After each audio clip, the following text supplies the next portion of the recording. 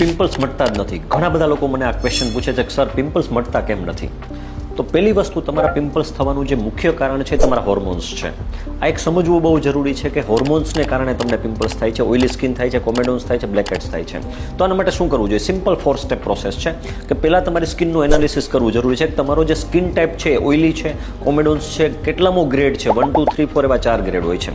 એક તમારા skin analysis પ્રમાણે તમારો એક કસ્ટમાઇઝ ટ્રીટમેન્ટ પ્લાન નક્કી કરવામાં આવે છે કે જેની અંદર મેડિકેશન્સ હોય છે, જેમાં લગાવવાની પીવાની દવા હોય છે. બીજી વસ્તુ જે સૌથી ઇમ્પોર્ટન્ટ છે એ છે એકને થેરાપી.